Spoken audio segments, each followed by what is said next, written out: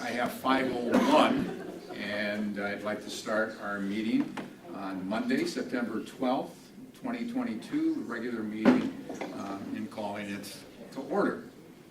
Ms. Peck, roll call, please. John Creasher. Here. Pat McKee. Here. Cody Nicolai. Joanna Reyes. Here. Corey Sillers. Here. Lance Trollope. Here. Karen Vandenberg. Here. Lee Webster. Here. Jim Boucher. Here. If everybody would stand for the Pledge of Allegiance. I pledge allegiance to the flag of the United States of America and to the republic for which it stands, one nation, under God, indivisible, with liberty and justice for all. Excuse me. Do we have any speakers today?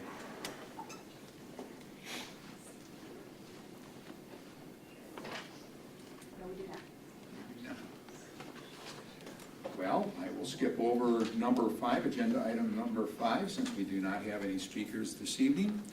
I'm going to move to item number 6, and that is our consent agenda. Before I put a motion forward for this, I'm going to thank all the people that have donated this past month. Virginia Grass, Quick Trip, Store 188, Starbucks Store 2657, Maine Lions, Peyton's Promise, an anonymous donor, Robert Scholke, Jessica and Andrew Weddle, GPM Southeast, Institute for Regional and International Studies, the McDonald Foundation, and Dana Daw.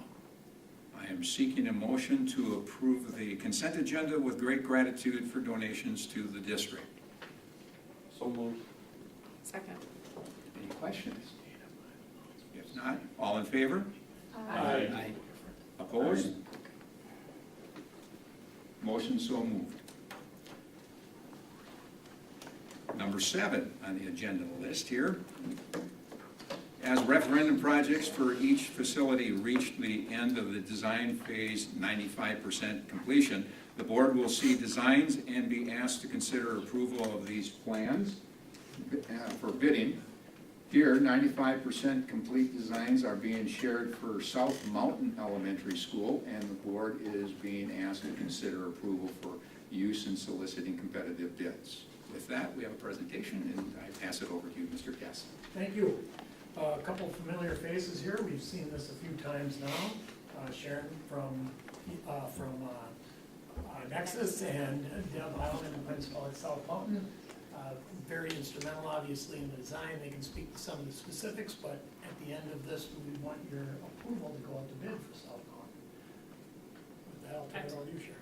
All right, thank you, everybody. It's nice to see you all again. I'm Sharon Gould from Access Solutions, running through both of the presentations tonight. So with that, we're going to do South Mountain first, and then we're going to go through the school forest site improvements second. So with that, we'll get going. So again, we like to start out with the existing referendum concepts, just so we know, where we started and where we're going. So this is the referendum concept that's shown on the website right now with the 2 additions and some site work for South Mountain. So Deb, if you want to just note through the meetings we had and how that worked for you. Sure. So we had some great discussions. I was very impressed and enjoyed my discussions with Nexus and their team that they brought forward. We included some staff members from South Mountain who represented both our intermediate and our primary grade levels. And then throughout the school year this year, we've already done a building walkthrough. Based on that, we designed a few things. The other thing I really enjoyed in working with Nexus is they're very open to our feedback and supportive of things that we've noticed, especially during the walkthrough, so that was great. So here we have a colored rendering of the 4th grade and 5th grade edition. The kindergarten edition is very similar. And you can see with the building shown in the background here that we did try to match the existing materials. We looked at this as an extension of the existing building and not a place to kind of reinvent the wheel. So we have here a sample of the finishes. So again, it's an extension of the existing. We matched what we could. We found something complementary when it didn't quite work out, so you can see the general finish board of the materials that will be going into this new addition, and the remodeled spaces too. So here is the updated site plan. You can see here, the orange areas reflect the 2 addition locations. And as Deb noted, when we did the walkthrough, we did change a couple of the floor plan arrangements because it just made better sense to do it that way. So we really wanted to be hands-on, get really good feedback. So with that, the dark green is the areas that we're changing the site and restoring it back to grass or landscaping. And you can see that there's some sidewalks and roads that are removed. And also the gray area here is the new fire lane coming through the back. And also we did make sure, it was really important to make sure that we maintained a pathway through the back that was a measurable distance for both the school and the community. So here's the main floor plan. We just broke it apart. You can see the big areas again, the 4th and 5th grade addition wing, the kindergarten addition wing, and the areas of the front office that we renovated, and other areas that are shown on this plan here. The hatched areas do show cubbies where we might have replaced for ADA. We have some door hardware replacements, and we have like toilet room grab bars for ADA. And so this just indicates the different areas on the plan on where we're doing the work. So here's just a slightly larger view of the floor plan with the floor classrooms. Again, we just want to point out we have the classrooms, we have 2 little resource rooms that even recently we're going to probably have a furniture solution going in there instead of casework. We have this flex room right here that's, can be signed out for multiple uses. We rearranged the exits again just to get the playground locations well, so we modified the mechanical space a little bit. We have the 2 toilet rooms, boys and girls, down below, and then we're working hard to get in a staff workroom with a toilet room to get in as part of the plan. So this is the kindergarten edition. So we have the 2 classrooms, we have the main spaces here, we have the toilet rooms shown for the kindergarten kids. We also have a small IT closet in the storage room to make sure that the IT needs are met for the space. And here, Deb, if you want to talk through the front office a little bit. Sure. So we were fortunate enough to have a very secure entrance already at South Mountain. So we were able to just make a couple of adjustments to make it a little bit more user-friendly, some switching of some doorways, some improvements to other entrance and exit areas throughout that piece. So not a lot of changes, but just some additions, making the vestibule a little bit easier to navigate, which will secure our other wings, which will be great. Right, and so we did rearrange the furniture and the desk space up front a little bit just for better visibility as well, to help the front office staff do their jobs more effectively. And again, we worked closely with the front office staff to make sure that their needs were met. So with that, I just have a sample of some of the classroom casework and cubbies that are going in the various rooms. You can see there's sinks and cabinets here, and the cubbies are just running along the corridors with, I don't believe there's a shelf or anything on the bottom for boots, and that was a consensus with the group. So with that, we have mechanical and plumbing systems noted here. We have a new air handling unit serving the 4th and 5th grade edition. It's a variable air volume system for ventilation or air distribution.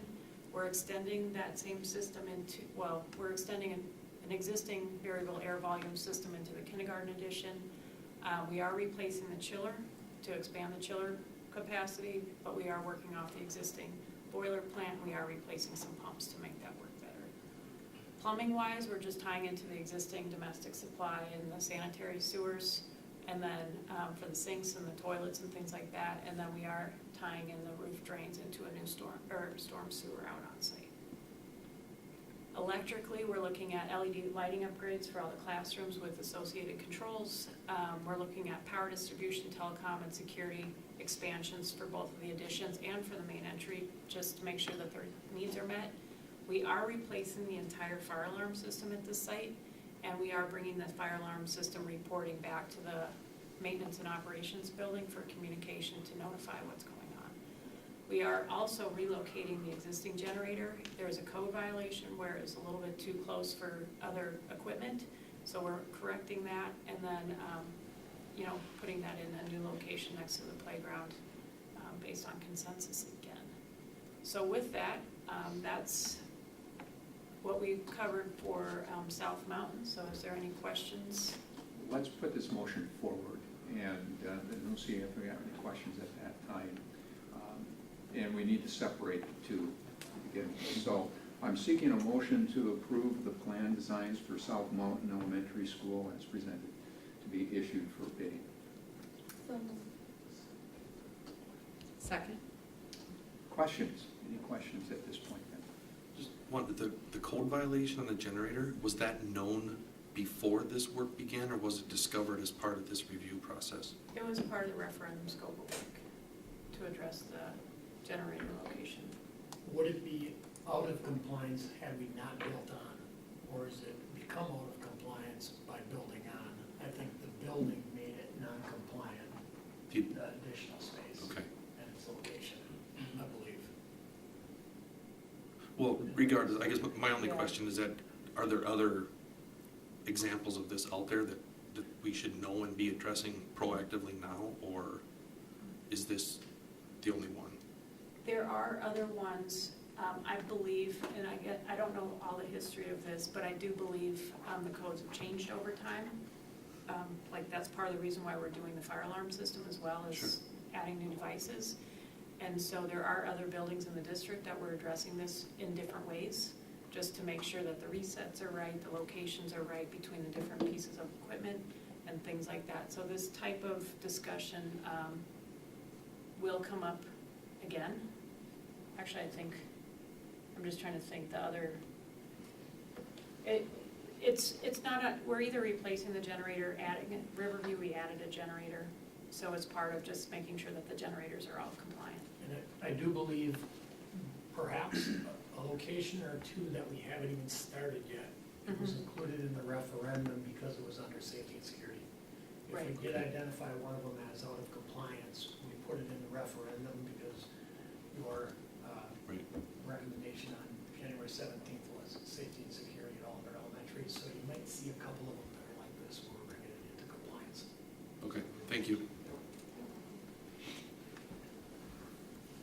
My question to you would be the, excuse me, the heating and probably the toilet rooms, and then maybe the footprint of the building for any potential future expansion. How easy is that? What things have you thought about to do that? Is adding the new toilet rooms for 4th and 5th, is that enough for how many more classrooms, those kinds of things? So if you look at the site plan here, we did in-depth go into future expansions for other additions. So when you look at the kindergarten wing, we're down at the south end of the site, so there's really no expansion opportunities there. But when we were looking at the floor plan up here, we made conscious choices on where the classrooms would go. And I'll just flip to the floor plan here. So this is the wing that comes out a little bit, and this is to the north. So there is area to put additions for so many additional classrooms in this northern, the 4th and 5th grade wing. It's not really northern, it's the western part of the building. So the toilet rooms are generally sized based on the occupant load of the building. And so right now, the toilet fixture counts are based on what we have. But we also realize that there's a lot of little kids going through these toilets at the same time. So we did leave actually one extra fixture in there for the kids coming through. But as a new addition would be added onto the building, this is part of a normal architectural function, is to go through and make sure that the toilets are appropriate for the number of people that they serve. So if there is a new addition down here, we'll have to go through a toilet assessment just to make sure everything's okay. And it's too premature to do it if we don't have a clear direction on what those additions might look like. So we can't, Sure, it makes the understood. most sense to add them in the future at that time.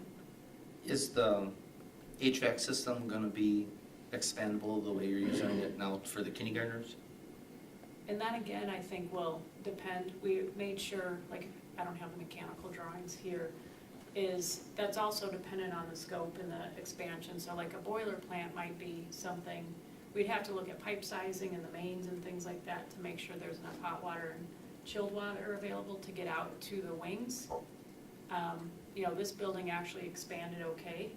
And I guess as far as future goes, You know, I can double check to see how much additional capacity these large central systems will have for classrooms, but again, it's a little bit of a challenge to get the classrooms to balance with the equipment sizes, but at the same time, boiler plants are, you know, fairly straightforward to expand as long as you have the pipe capacity to go forward. Sure. Thank you. You're welcome. Other questions? My question would be twofold. One, I'm going to piggyback off of that. As we take a look down the road, I hope we're looking at the expansion possibilities so that we don't have to tear anything up and that we should have things building right onto one another. The HVAC should be the same way, in which we just build right on. My second part of that question, maybe that's just a comment, I'm always looking at security cameras and that. Is that coming later with the assessment of safety and security? What we have for cameras around the school, entering the school, et cetera. Deb, you can probably confirm this, but our camera system at South Mountain is just gonna be extended into the new areas. We're not disrupting it and changing the entire camera system building-wide, are we? We're extending it into the new areas. So here's a school where the camera system is pretty decent, so we just extended it into the new areas. Well, it's not an old building. Well, it is an old building. It's 23, 24 years old already. Sometimes we forget how old our buildings are. But I'm always looking at expandability, you know, and I just want to make sure that we're continuously looking at that as we move down the road. We're trying to do our best to balance the direction this referendum gave us with the direction I know we're all talking about going in affordability. If you're gonna build a house that you think you might put a second floor on, eventually it gets to be a pretty expensive one-floor house if you never go through with those plans. And we're in a similar situation right now where we talk about expanding the footprint. Is it easy? Some cases easy, but that's relative, easy, just like expensive. Is it expensive to build the perfect building that you can add on to? Expense is sometimes relative as well, but we don't want to go beyond the referendum scope because then it would compromise some of our other buildings. So we continue the conversation, especially with this building, especially with Muir. Some of the bigger additions, we're talking about what would happen if we brought the entire Rib Mountain population into this building. We at least have that conversation, but we can't perfectly future-proof it because we don't have unlimited money to future-proof it. We want to do it the best we can if that decision ever did come. It's a delicate balance, but we feel confident we can add on to this building if we have to. Okay, any final questions? If not, we're at that point of voting. All in favor? Aye. Aye. Opposed? Motion so carries. The following, as referendum continues, I won't go through my whole spiel on this, but the design plans for the school forest, that is right back to you guys. And we have a, Yep, Chris Nelson, School Forest Director. so with that, we'll start at the beginning here. So this is an existing shot of the lodge out at the school forest right now. So this is our starting point for the project. So with that, we've had 8 main design meetings where we've gone through with the district leadership team, the building design committee. I guess Chris too has reached out to some potential donors as well. He'll probably mention that a little bit later on. We have a design team committee that we've had a couple walkthroughs to go through just to make sure that everything was working right. And then we did have all the users involved at all the design meetings, so there wasn't a separate user group sessions that were held with this project.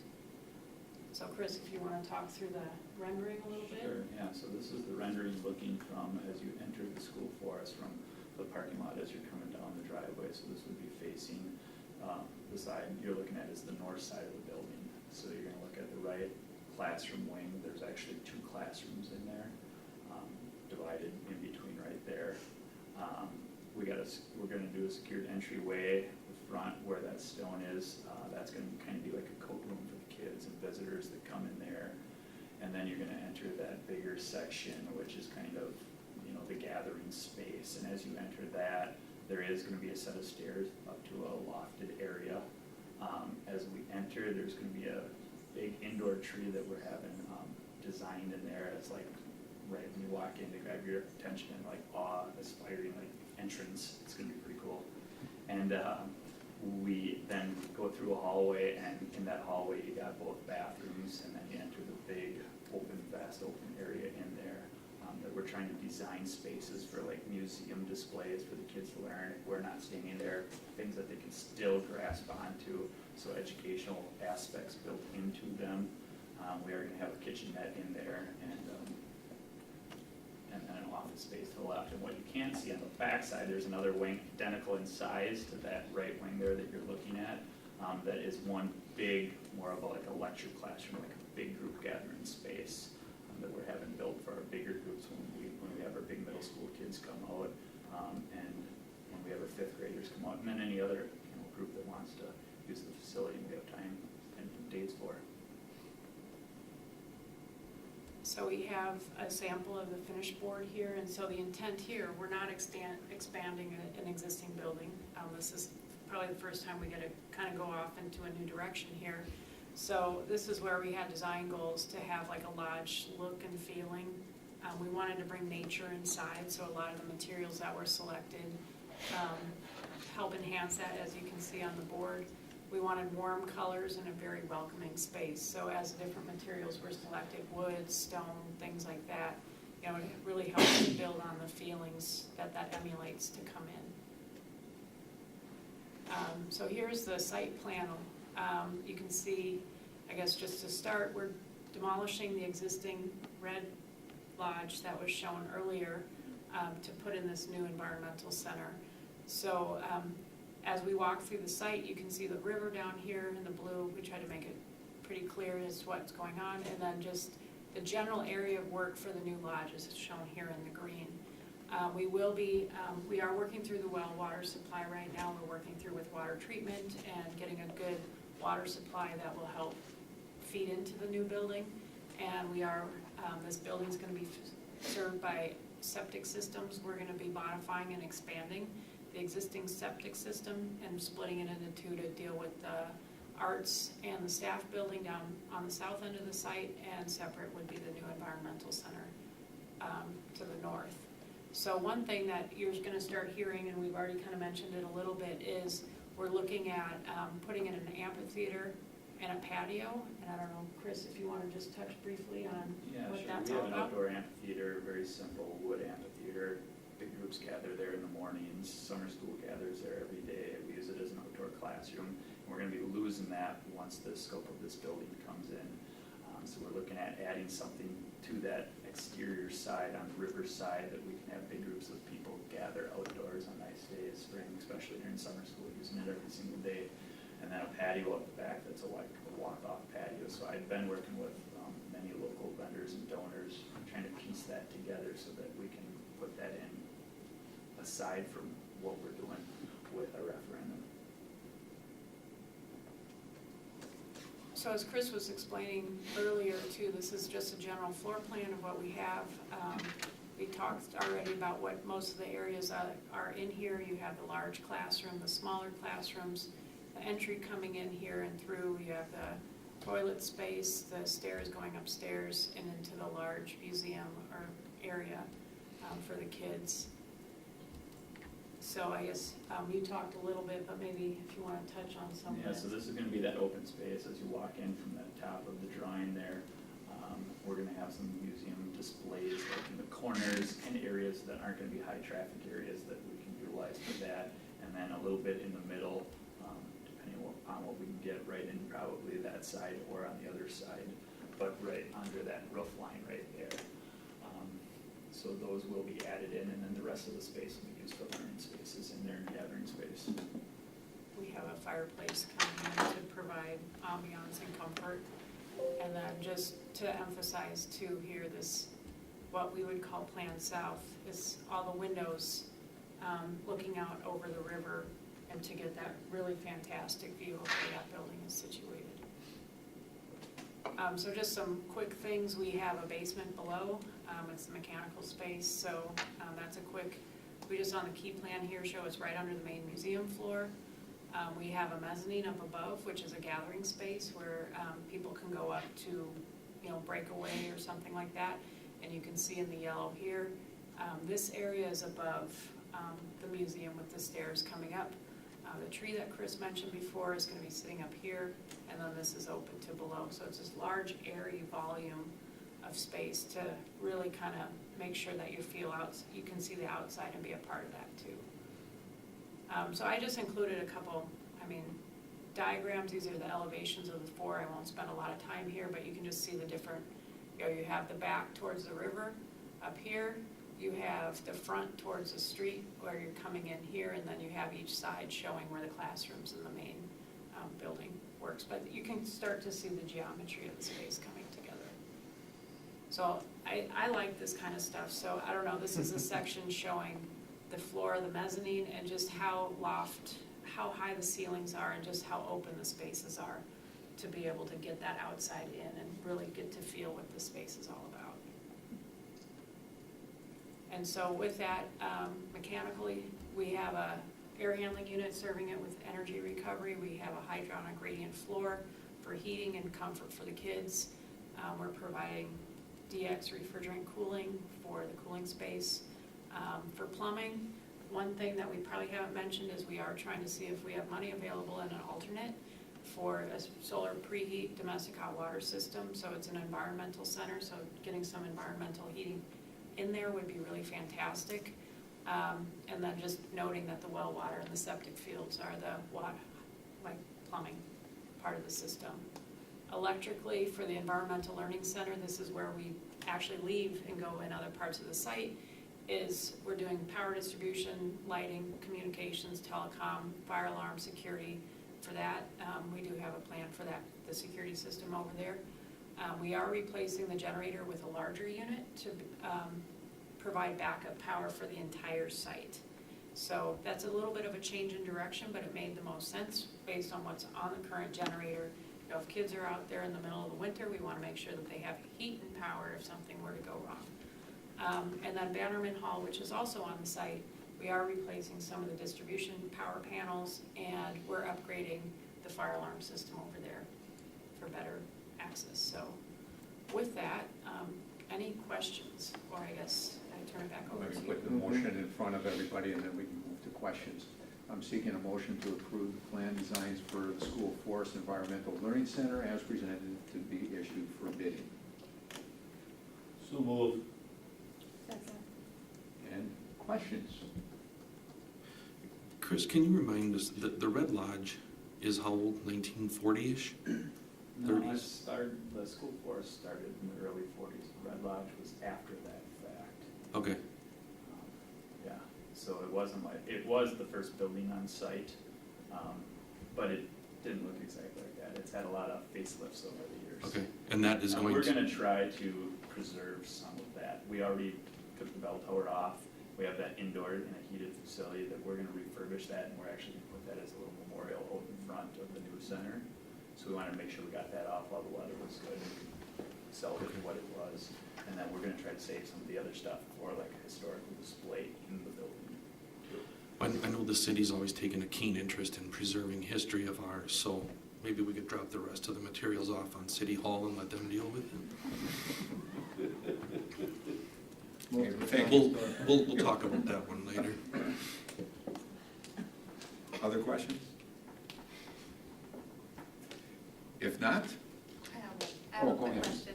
The tree that will be inside, is that going to be a real tree? No, it's Okay. going to be a concrete tree. Okay. The local artists is going to build for us Okay. internally. But we wanted to get it in the drawings because it's gonna be structurally sound into the foundation. So Okay. we have that in place before we design this. Thank you. I got one question, Mr. President. I know we do a little bit of renting of the grounds for various events, and obviously the Red House compared to what was just shown here, I would assume would lend itself to maybe even more ability to rent that space and, bringing funds in, so. Absolutely. How many groups? Do we have like a year or roughly, or? Groups I'd have to check into. I know our number last year for just individuals, whether it be kids or adults, was, I think, 9,971, I think, is where we landed at the end of Okay. last year. So just shy of 10,000. Wow. But, there is room for additions, like in the evenings, there's not a lot of, school time, but other times, for sure.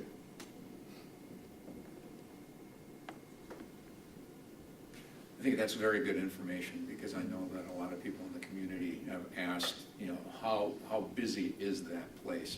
And I didn't know specifically, I just simply said, it's busy, and everybody in the district finds their way out to the school forest at one time or another. So having that type of information, I think, is very beneficial, so thank you. If there are no other questions, we'll now vote. All in favor? Aye. Opposed? Aye. No. Okay, we have one opposed. Lance, were you in favor or against? I was in favor, sorry if I was slow. Oh, that's okay, thank you. No, I think I was fast, Lance, so I apologize, I was quick. All right, motion so carries. Thank you.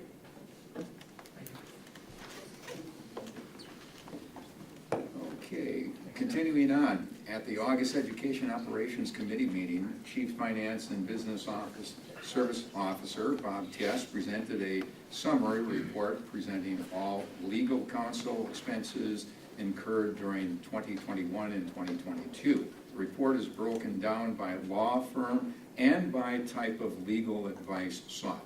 This is a written report that requires no action. Moving on to 9.2. The presented summary lists the legal firms the district makes use of in the variety of necessary legal needs. This needs a motion and approval. I'm seeking a motion to approve the attached list of law firms and board and the district shall access for legal services deemed necessary by the superintendent of schools or his designee. So moved. Second. Any questions? If not, all in favor? Aye. Opposed? Motion so carries. Thank you. 9.3, administration asks the board to approve a date, time, and location for the budget hearing and the annual meeting. This will allow all notices and timelines to be met for an annual meeting between May 15th and October 31st, pursuant to statute S120.081A. I'm seeking a motion to approve Monday, September 26, 2022, as the date for the 2022-2023 budget hearing and annual meeting. The meeting will be held at 6 o'clock in the Nicholson boardroom at the Longfellow Administration Center, beginning with the budget hearing followed by the annual meeting. So moved. Second. Questions? If not, all in favor? Aye. Aye. Opposed? Motion so carries. 9.4, prior to October 1st, only equalized valuations from municipalities are available. In order to project property value changes by school district, an assumption must be made that all property values in any given municipality change in a uniform manner. With this assumption, the district's property value is projected to increase 11.98% for 2022-23 mill rate calculation purposes. Certified property value will not be available until October 1st. The given projected property value will be used for the initial budget and during the annual meeting. That's information for everybody. 9.5, at the August Education Operations Committee meeting, Chief Finance and Business Services Officer Bob Tess presented the 2022-23 budget booklet for initial review. I'm seeking a motion to approve a preliminary 2022-23 general fund budget of $111,750,000 $111,939,464 for expenses and $111,238,596 for revenue for a presentation at the annual meeting and budget hearing on September 26, 2022. So moved. Second? Questions? If not, all in favor? Aye. Aye. Opposed? Motion so carries. 9.6, contained in the presented 2022-23 budget booklet is the corresponding tax levy to support the budget. Once approved, this levy will be presented at the budget hearing and annual meeting. I'm seeking a motion to approve a projected tax levy of $48,295,967 for presentation at the annual meeting and budget hearing on September 26, 2022. So moved. Second. Okay, we've got a first, we have the motion, and then we have a second. Any questions? If not, all in favor? Aye. Aye. Opposed? Motion so carries. All right, continuing on. At the August Education Operations Committee meeting, the design team for the Waldorf-inspired charter school and administration presented the results of the interest inventory and requested approval from the board to authorize the new charter school. Do we have a presentation at this point in time? We do not. We have the presentation from the last meeting, nothing new to present. Nothing new, okay. I am seeking a motion to approve the intention of the authorization of the Wausau Environmental Charter School. So moved. Second. Second, we have the motion, we have the second. Any questions? If none, Doug, just one. Go ahead. Dr. Hills, can you please clarify, I know that we've received a few emails Yeah. from some folks that if this goes forward, that there would be, that there was a perception out there that this school was going to be able to select its location and what have you, and coming from the Montessori folks, Right. understandably so, given all the history that we've had with them, can you just clarify what reality is? Sure. Yeah, reality, we've discussed a few sites that might work. It'll really be student enrollment dependent. So there's been no selection at this point. The next step, of course, is submit the grant once we get approval, and the grant has to be approved, and then we would move forward with future planning. So it's a year of planning, but yeah, no decisions have been made about a location at this point, and we are certainly aware of the Montessori community's interest in their own space. Thank you for bringing that up. other questions? Has there been any talk of them getting their own building? I know they're adding on to Horseman. You mean Montessori? Yes. Montessori. There's an interest there, but clearly we already have plans from the referendum. So the conversation that we're going to discuss a little bit later about possible restructuring is going to influence our plans.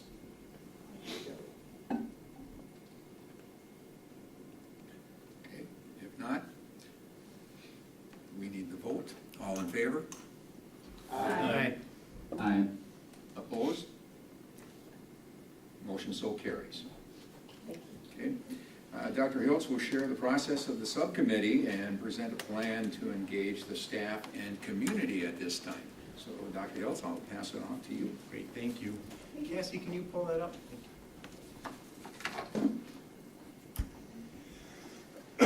Pardon me.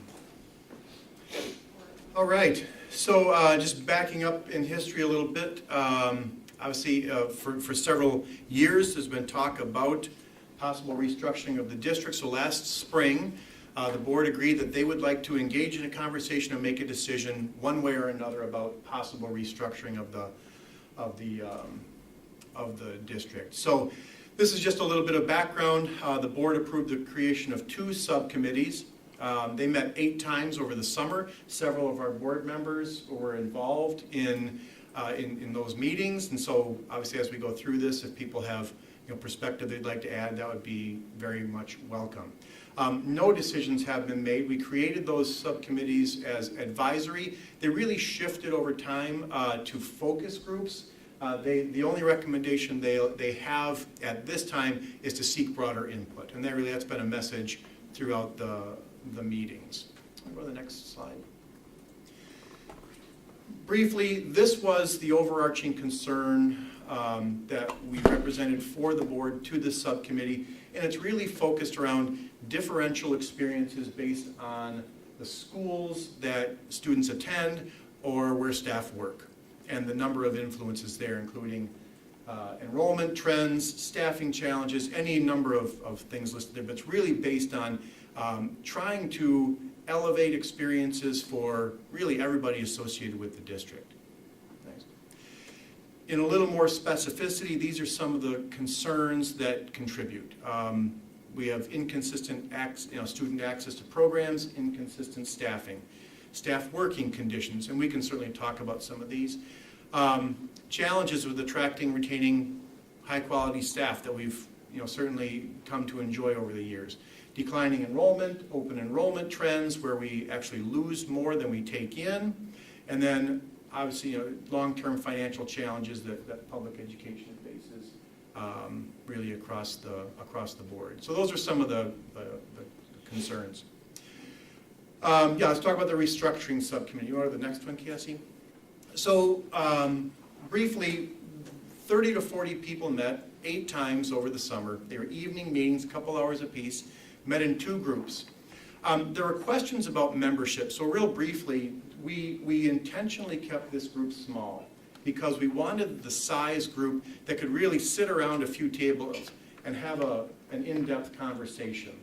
And so we had several board members, administrators who had a lot of background knowledge to contribute to the conversation, some principals, a couple of staff, and we invited a PTO representative from every school and several community members who represent broad swaths of the community, like the chamber and others, and people who have been engaged in district business, who had an interest and some background. So that's why it was small. That's how they were selected. We knew all the time we were going to have to expand this conversation. So great conversation. A significant education process. The first few meetings were all about educating on a number of topics. We did create some possible solutions. We analyzed some of those, and again, as I mentioned, the current recommendation is to seek broader input. I think there's one more slide about the subcommittees. Yeah.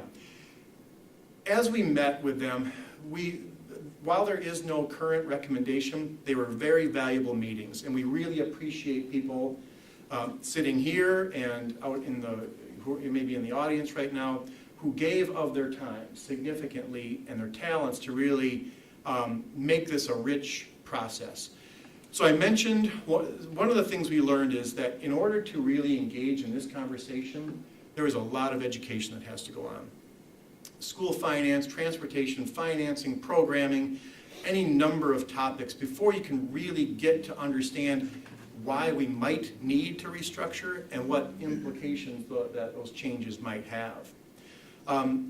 Secondly, from those conversations, there is merit to further exploring the possibility of restructuring. There is potential for restructuring to help with some of those ongoing challenges.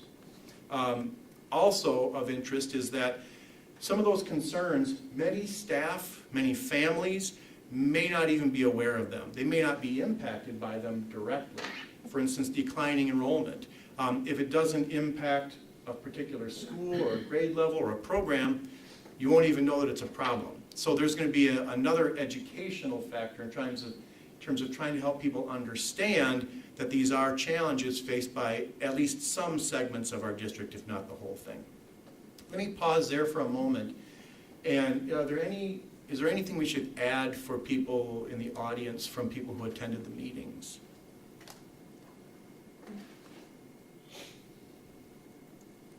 And if not, we can certainly chime in later. Karen, did you have something? I think I would just kind of echo and confirm what you're saying with regard to it being such robust conversations and really all kinds of exploration of the benefits and the drawbacks to any changes that we might be looking at. There was never any sort of, we have a plan, let's try and figure out how we can affirm the plan we already have at all. I mean, it was, let's explore every option out there and see how we can find best solutions to meet some of these big concerns that are really our district are facing. So, you know, just to echo kind of the same things, I was at 7 of the 8 meetings, and it was incredibly valuable time spent. So, Thank you. mhm. Any others? All right. And if you do, so as we go ahead and fill in. So thank you. Cassie, can you move ahead? So after all that, this is my own interpretation of the work. We're really talking about trying to address the challenges and create more opportunities by better managing our resources. That's kind of, if I had to propose a goal statement for this work, that's where I would put us. Want to go ahead? So here's how we propose to engage staff to begin with, and then about a month after, reaching out to families. We want to make sure that we get input from our staff first. So we will, as I mentioned, there's a large educational challenge. So we're going to create some videos that speak to, that kind of explain to people what the challenges are and how they manifest themselves in our district. And then talk a little bit about how restructuring may help that. With those videos, we have and we will continue to engage our administrative team. Matter of fact, tomorrow we have another meeting with them to kind of get them up to speed on this process and the content, so that in addition to the video, every staff person will have an opportunity to have a conversation with their colleagues, their supervisor, with district level administration, so that we can, again, bring some added understanding beyond just the video. Once that we've given that a chance to occur, then we have very short surveys to measure staff feedback. That feedback then will drive the next series of videos, conversations. We anticipate this happening roughly every 2 weeks until we kind of get an understanding of the staff experience. And that takes us to number 5. That is the purpose at this point. Better understand the staff experience and how any actions might impact them. There certainly can be later engagement, larger events, kind of referendum type events where we have, live in-person large meetings. It doesn't feel appropriate at this time. We need some background. And I do want to point out that this decision is, any decisions to change boundaries or any kind of restructuring does lie with the board. So this feedback we're not asking permission. We're really trying to help the board understand the implications of any decision. So this would be advisory feedback. Question? Yeah. Not a question, but a statement, and it may piggyback off of Mr. Vandenberg's comment. The fact that it was beneficial getting information from many different backgrounds. Everybody has their own opinion, and this discussion on restructuring, I think, has been around for many years, and it's very important for us as board members to really stay as neutral and hear so many different points of view in order to make that decision. And I think this is a great opportunity for community members and staff members to really come forward and give their points of view, because we're searching for that. And I think we need to continue to make sure that we follow that. Excellent point, thank you. Any other reactions? I do want to speak about these challenges a little bit. Any other reactions to that proposed engagement process? Okay. Just want to point out, we understand there are challenges. We've heard from folks, the videos, surveys feel very impersonal. It's a large district, a lot of interested people. They're time-sensitive decisions. We've talked about some of our projects that are kind of put on hold or pending. And of course, these are challenges, and so we want to address those as timely as possible. Couple of possible solutions. Again, we're trying to make it feel more authentic, more personal with the opportunities for dialogue. The large number of employees, we're trying to include a variety of rating scales as well as open-ended feedback in these surveys, so it kind of brings that experience, a deeper understanding there. And we really want to start next week. We'll wrap up, we've got draft videos, we've got draft surveys. We're going to coach up the admin team tomorrow so that next week we can start engaging staff in this process. I think there's one more slide, Cassie. Okay, just want to reiterate that if there are any district restructuring or budgetary kinds of decisions, those are school board decisions. If there has to be programming or staffing, moving kind of decisions, administration can do that. But we will be engaging our staff and our families. They'll be consulted, and we'll certainly keep them informed. Is that the last one? Oh, yeah. And then questions? Just one, I guess probably a comment more than a question. Some of the feedback that I have heard, and I think this may have been represented somewhere, I don't know if it was called out specifically, but there are, and I think this is good news, quite a few families in the district that are very, very happy with how things are working today. Yes. I have heard our experience has been wonderful from the 4 K centers, elementary, middle school, high school, and they're coming at it from an angle of if it's not broke, don't fix it, right? Right. So I do think we need to be cognizant of that group of people as well, who I would guess are going to be less vocal perhaps, because like you said before, right, if they don't know that something is an issue because their own experience has been so positive, it may not, even register with them to offer input or offer feedback, but that's just a perspective I want to make sure we don't lose throughout this process. Absolutely, and I don't think we can say it enough. We want to hear from people about their wonderful experiences, right? Because the first rule would be do no harm, right? And then kind of elevate that experience for everybody. Agreed. Thank you.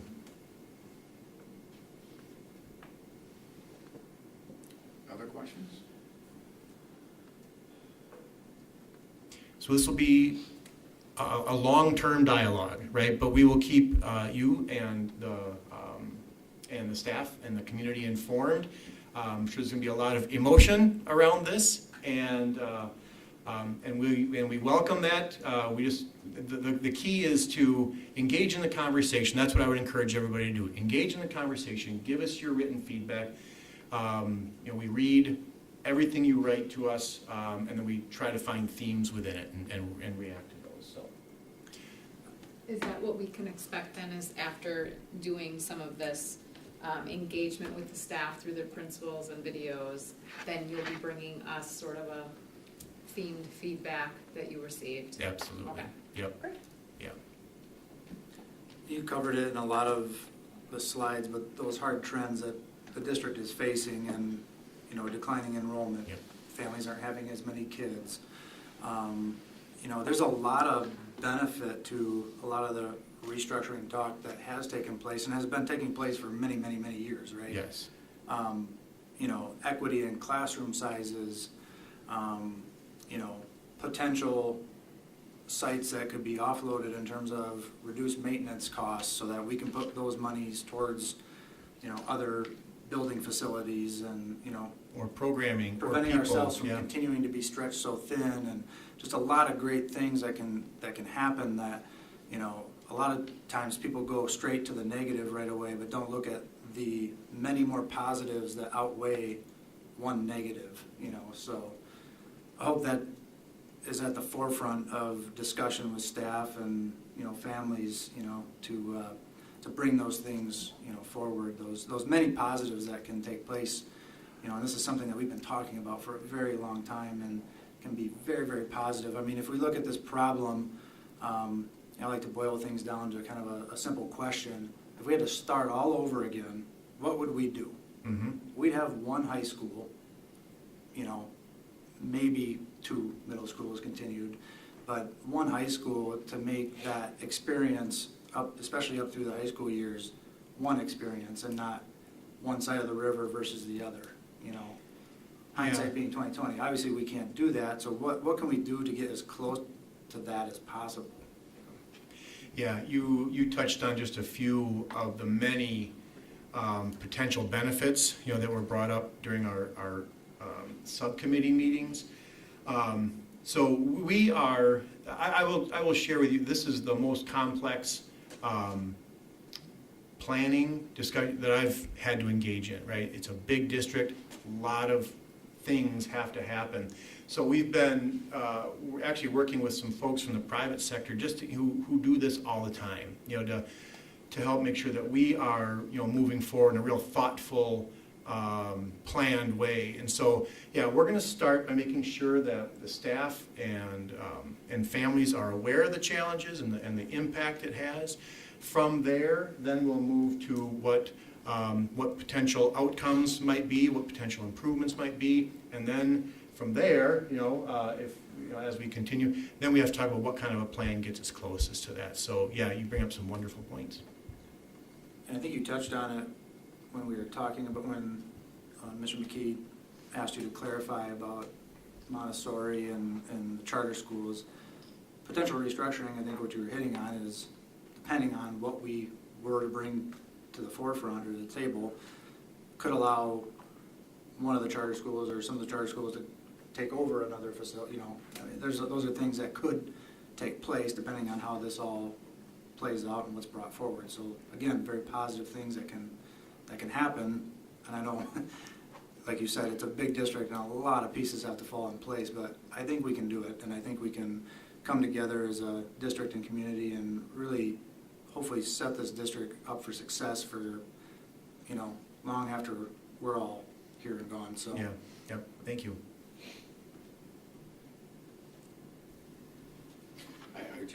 I would just mention one thing that I've picked up, and most of the board, I think 4 or 5 of us were at quite a few of the meetings, and others couldn't be there because of conflicts and that.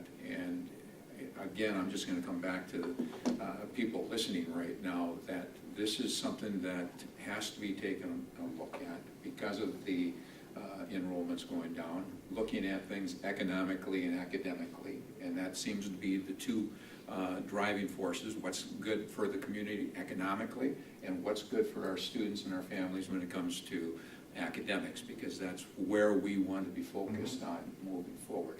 So with this methodical process, whether it's broken or not, we have to find the deficiencies and get better, because I think I've said this many times in the past, you're either getting better or you're getting worse. You're not going to stay the same, and nothing stays the same, and so we need to evaluate whether we are moving backward or we're moving forward. So I look forward to hearing about things from the community and from the staff to give us points of view that we may not have covered at this point in time. Yeah, agreed. And when we started the subcommittees, I always went back to the Jim Collins quote that good is the enemy of great.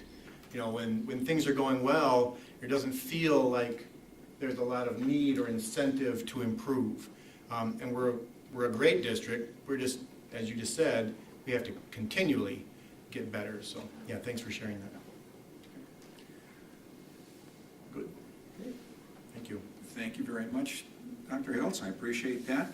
At this point in time, is there anyone that has, any board members, on growth and development report? Anyone that wants to add at this point in time? I'd like to highlight one thing. I'm liaison to the Season 9, and we have a flyer in front of us, and I just want to just call your attention to that. I'm really excited about the things that are happening with Season 9 and the things that they're doing with the district, and just want to make sure that you call your attention to this. And I was also at the weekend meeting this past week, and we discussed moving one of our fiber connections that would affect Maine. And there was other few topics, but this is what would impact us as a school district. Good. Thank you. Any others? If not, let us continue to move on to legislative liaison. Mr. Webster? Yeah, thank you. One of the things that I found a bit frustrating in some of the liaison reports is that we've just run through things and we haven't had the opportunity to take a really solid look at some of them and have information about possible resources. This one is almost entirely from WASP because they do have a legislative update that is online, and I did put the connection with that. And there are much larger and longer explanations of a number of these issues. There's a couple of them that I really want to highlight. The first two really have to do with budgeting, and I'm sure Bob has a lot more information than I do about that, but both the governor and the state superintendent have listed their budget priorities for their state education budget, and they're going to focus on improving literacy, mental health services, school nutrition, addressing staffing shortage, and increasing pupil and special education costs. Along with that, there has been announcement of significant funding from the governor's office for a release of $90 million in federal funds for school districts, which, at least according to what I can gather from WASP, will amount to almost $100 per pupil. So that's incredibly exciting news that we need to be aware of and keep our eye on as things move forward. The other thing that came up is something that we've really hit the deadline today on, and it's from the federal government. There's a proposal to modify the federal Title IX regulations.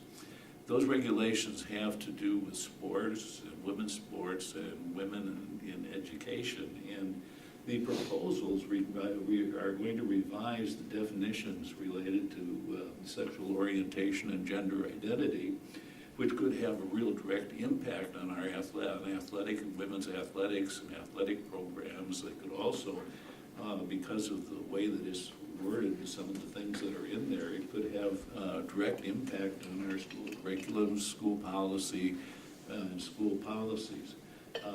There is certainly some debate. WASP has a very, very long outline of the specifics from their perspective, but there are some others that are certainly are looking at some of those same issues from a much different perspective. So it's just something to be aware of because it could have direct impact on us. I noticed that Eau Claire recently had a major issue with regard to some of these kinds of issues, and I just wanted to draw your attention to that. Other than that, if you have anything that you come up that you're aware of that I'm missing, I would like to know about that because I would like to keep this a really meaningful conversation and a place to have some options and opportunities to research and look at some of the issues. And eventually, certainly with the election that's coming up, at that point, I think what I'm going to do is start including contact information so that you can move around legislators and those sorts of things. So this can be a real meaningful time and not just running through this, and that. So that's what I have. I've got a couple comments after this, but Dr. Hills, do you have anything that you wanted to add at this point?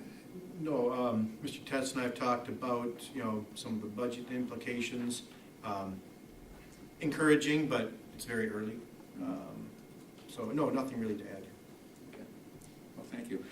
Well, Mr. Webster, thank you very much for bringing some of these details to us. And this is a time where we should be aware of this. It was interesting. This past weekend, the Board of Directors for Wisconsin Association of School Boards met, and I represent Region 5, and being down there, we had the opportunity to meet with Dr. Jill Underling. That's our state superintendent, and she was very cordial, very informative, and was looking to be informed by the directors as well. One of the topics that did come up, and I didn't plan on having a long dissertation on this, but I thought you should be aware of it. One of the comments that came up from one of our southern regions was the fact that she was asked to be careful with her political terminology, and they basically wanted to have less politics in the world of education instead of having so much politics and terminology that refers to one group versus another group. So she accepted that very well, and I thought it was rather interesting that it was brought up at that time. And moving forward, I think it's something that she will be very much aware of, in fact that, you know, education is education. Politics is politics. We need to keep those separate. We need to make sure that we're doing what's right for our students, our families, our staff, and making sure that that's number one as we move forward and continue. And she was very receptive to that. Also, she didn't know a lot about what the Wisconsin Association of School Boards did within the state, and I find that rather interesting. But she was there to find out more about what's the focus on Wisconsin Association of School Boards. And of the 421 school boards in the state of Wisconsin, she understands now that WAS was very important to those districts because of like the learning platform that we have, that we subscribe to, the different types of information when it comes to the legislative initiatives that go on. That's very important, that WASP gives us. They help, even though you're not a part of the association, but they do help superintendents and find superintendents for districts as well. We went through a whole list of items that WASP does, and it is quite amazing. That's why I keep on directing our board to make sure that you're looking at the Wisconsin Association of School Boards, because there's a lot of information on the website in order to pick up that will help all of us move forward and move our district forward. With that, Region 5 fall meeting is coming up on Tuesday, October 25th at the Holiday Inn in Rothschild. That's a lot of people didn't go to it last year and the year before. We were in the pandemic and it was all done virtually, and there were very few. Our district, our region, has been a region where a lot of school board members have been at the fall meeting, and so I'm hoping that we get a good turnout this year because there are no limitations in being there like there was last year and then obviously the year before. So that is October 25th, Tuesday. Also, I want to just add this, the report from our director, Mike Humke, from Region 9, Dodgeville School District board member. He is the representative to the WIAA from WASP, and he brings back a lot of information to us. And I found it very interesting that a lot of people did not know that this is the 50th year in celebrating Title IX. And it's just kind of interesting that you're bringing it up tonight. 50 years, and I remember, when I was thinking about that, I was thinking, my goodness, 50 years ago I was a senior in high school and I reffed my first basketball game, and guess what? It was a girls' basketball game. And now, today, you wouldn't find a high school senior reffing girls' basketball because girls' basketball is at a different level than what it was 50 years ago. Also put out by Stephanie Hauser, the administrator of the WIAA. I'm going to just read this very quickly. The WIAA kicked off a year-long celebration of the 50th anniversary of Title IX at the inaugural State Girls Wrestling Tournament in January 2022. Now, there have been a lot of sports programs where ladies did not participate because they didn't have a program. And if they wanted to participate, they had to participate with the boys. That happened with hockey, that happened with wrestling, and it became a very difficult situation for all included in that situation. This year, we started our first, in WIA, the first female wrestling tournament. So that's pretty amazing what's happening for women in the state of Wisconsin, and I think we need to celebrate that along with the WIA and make that a part of a lot of things we do as well. As you all heard me say in the past, I'm a strong believer in AAA, academics, arts, and athletics. We need all three of those A's in order to help our students move forward. So with that, I think I have talked long enough. I got off my soapbox here and we're going to move forward. With that, I'm seeking a motion to adjourn. Oops. Oh, excuse me, I got it. Sorry. Ms. Peck, would you add the activity report into the records so that we have that listed as well? I caught myself, but I heard you on there. Anything else before I? Yes, please. Okay, go ahead. I often don't have extra commentary. I do tonight. Two exciting things. So today, several of us were part of a press conference with Attorney General Call about Speak Up, Speak Out. That is a reporting opportunity for students if they are concerned about safety or of themselves or another student or a threat. They can report it online, and there are trained people on the other end of that line receiving those, and they vet them, they interact with the student who's reporting it, and then they contact us so that we can intervene.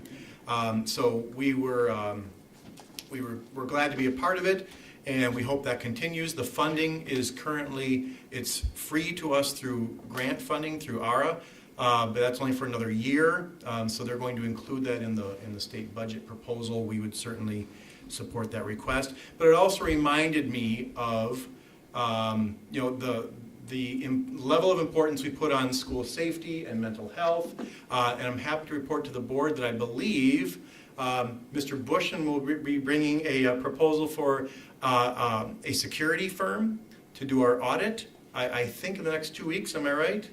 So just want to let the board know that. We had a pretty thorough vetting process, and we're excited to be bringing that to you. So that's one. Second one, as you know, we are really emphasizing trying to improve our academic and career planning process, and really trying to engage students and families and employers in higher ed. And invitations either have or will soon go out for the first career fair to be held during the Wausau East, right, parent-teacher conferences in mid-October. Employers are excited to be in the schools with families and students. We'll do the same thing at West at the end of October. So that's just one more piece to our academic and career planning, trying to follow up on the really important things that staff and families have told us. So we're excited. Could you remind us when those times come close? So Absolutely. that we can think about being there as well, because the ACP is a very important aspect for getting our students prepared for the future in the college and career area. Indeed. Thank you. All right, anything else? I'm seeking a motion to adjourn. So moved. Second. All in favor? Aye. Opposed? So moved. Thank you, everybody. Have a great night.